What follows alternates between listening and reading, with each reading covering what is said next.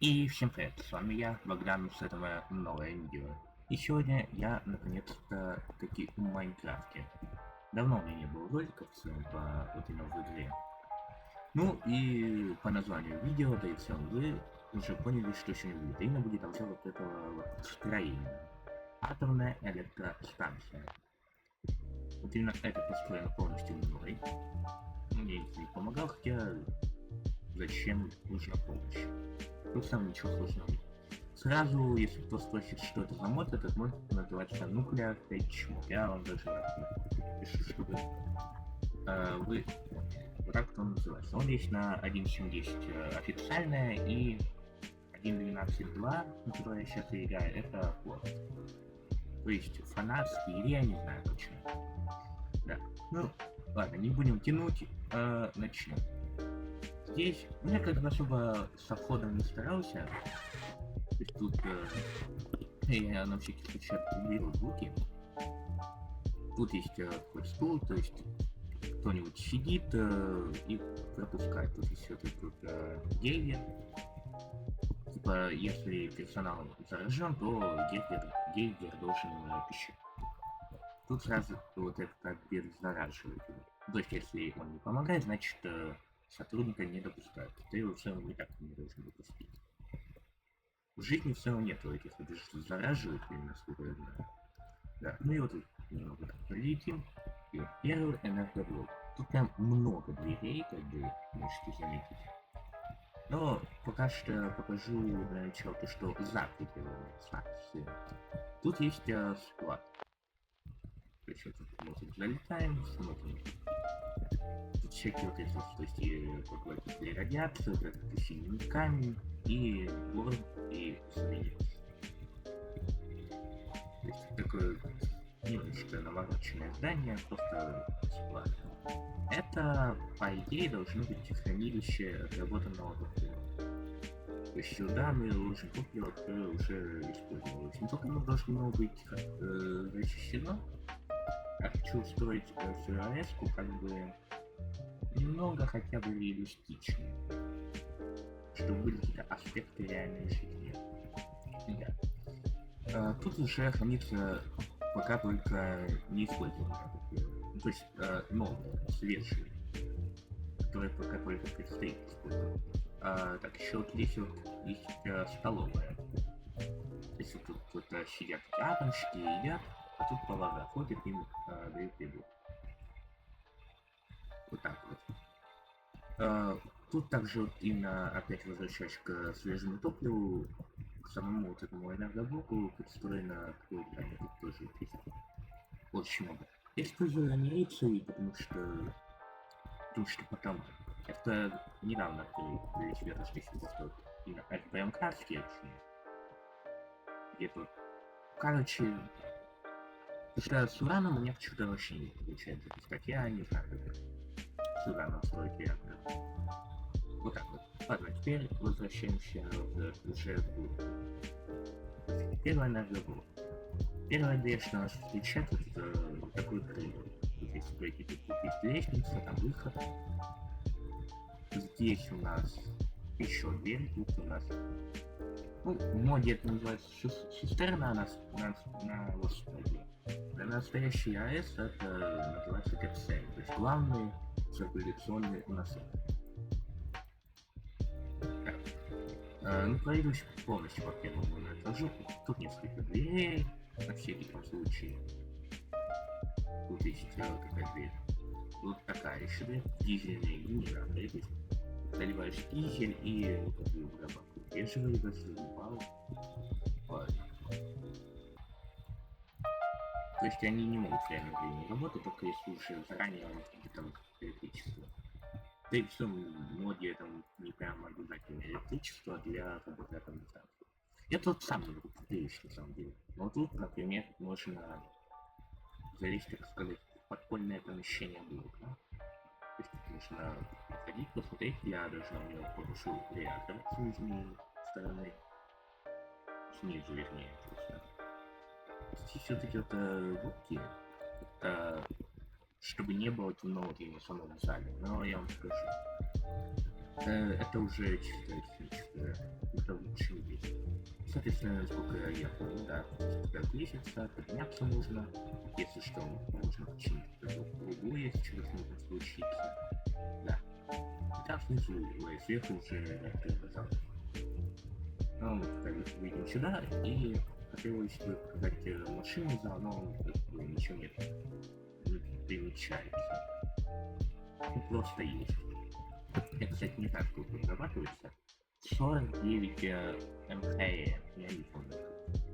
49 миллионов, наверное, ХЭ, это и есть сама энергия, значит миллион. Конечно, по идее можно было построить и более мощный реактор, но как-то уже поздно перестраивать. Тут у нас просто лестница, опять выход в какую-нибудь цену. Тут прям очень плохо. Это дополнительные цистерны. То есть их можно считать и аварийными, и дополнительными. Прям аварийные находятся с другой стороны. Чтобы выйти. Так, вот здесь надо пролететь. Так, вот здесь уже щиты более. То есть такой вот реактор. 865 императора. Естественно, не вытащенные. Реактор работает вполне стабильно. Тут вот откопится нет ограниченная таблица. Как это еще уменьшать вода. Ну что вот она двигает, и температура еще растет. Но пока у нас нет проблем. Тут коридор никуда, хотя можно было бы сделать вверху. Может быть я и делаю. Тут ниже получается вот это вот хранилище, а сверху уже запасные вот эти вот цистерны с водой. Но их всегда подсоединены. Да. Еще есть цистерна, получается, вот там. Это как бы иллюзия того, будто бы качается вода из вот этого озера. Или речки, не знаю. Но вот она там обрывается, но... То есть вот эти вот резервуары, которые создают как бы иллюзию того, что отсюда качается вода. Ну ладно, я не думаю, что есть уже осталось что показывать, поэтому уже реактор не так. Тут такой большой реактор. Типа, наверное, он не самый большой. Реакторы в этом моде можно строить, наверное, из такого размера. Просто управлять будет немного трудновато. Тут есть панель для регулирования вот такой штуки. Это называется, по идее, РЗМ, то есть разгрузочная машина. Она нужна, чтобы там зона. Вот здесь например, колонна. Отсюда можно, либо сюда можно положить топливо, то есть отсюда условно достать из этого топливного стержня, поставить его в этой машине сюда. То есть безопасно, без взаимодействия. Что я сейчас посмотрю, 57, по идее, тысяч раз в секунду. Сколько это? Ну, много. Немало. И либо же можно отсюда вытащить и поставить сюда, то есть уже совершить топливо. Вот так. Ну и да, реактор, я говорил, что работает достаточно стабильно, но пока нам нужна вода. Вот, когда раньше строил реактор, у меня там было все там пару источников воды. Ну, типа у меня было все там условно по 3 вот таких вот насоса и все. Никаких ни запасных, ничего. Просто потому что я любил взрывать реакторы, да и сейчас люблю. Поэтому сейчас мы этим и займемся. Ну и самый простой способ это сделать, это просто перерубить вот здесь вот воду. Вот таким вот образом. Вот почему тут парни выходит, потому что тут нет вот этих проводников. Ну и так, короче, вот так вырезаем, и получается вот сюда. Все, вода начинает уходить. Я не знаю, будет ли слышно. Предположительно, да. Вся вода ушла, но пока аж 5 типа она ушла.